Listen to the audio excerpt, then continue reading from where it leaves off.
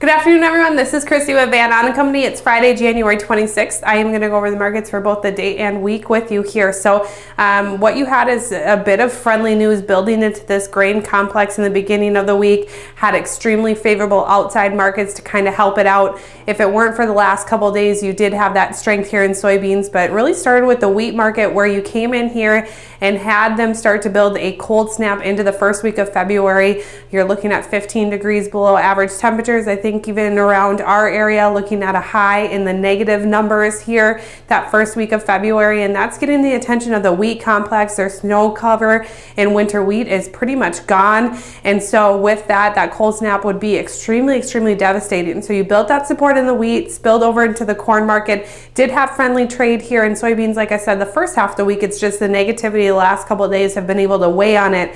You also had some key technical targets that were hit and closed above. That is friendly as well. And then, like I said, those outside markets, extremely favorable, especially that US dollar.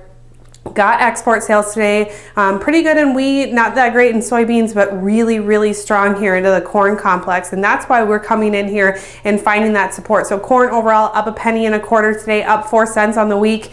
We did get that key close above 354. That signals a move to 360. Big deal there, not much movement, but that is your next support level, or trying to get to, is that 360 off the March futures. Soybeans down 6 1/4 or 6 3/4 today, down 8 1/4 overall in the week. So that's where you saw that weakness come through. They built moisture in. Looks like you're having some average temperatures, average rain, and you got about 1/4 inch across central Argentina, and that's where you found that kind of dagger to the bean market, is that some areas of Argentina that needed moisture did get some good moisture. Wheat complex, like I said, that's where the strength was this week, being up 6.5 cents in Chicago today, up 18 1/4 overall in the week. Minneapolis up 4 1/4 today, up 6 cents. And then Kansas City wheat up 8 cents today, up 15.5 overall in the week. So that supports go there.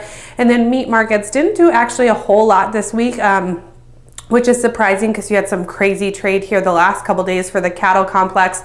But overall, you're up 212.5 today on live cattle. That puts you 270 higher overall in the week. Feeder cattle up 280 today.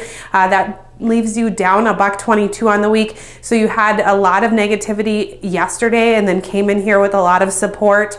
It looks like it's funds really causing that movement. Haven't really had any changes in cash direction at all. We have cattle on feed here later this afternoon, so that'll be the driving force as far as how we go on Monday. And then lean hogs about steady, so down 20 cents today, up 20 cents overall in the week. Cash hogs remain firm, but you have funds probably coming in here and selling, and that's where we're kind of getting a struggle, that we're not getting anywhere. Friendly cash trade is offset by that fund selling.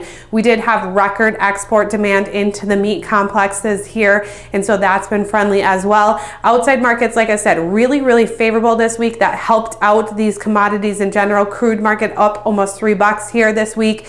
US dollar down $1.50, and Dow market up over 400 points.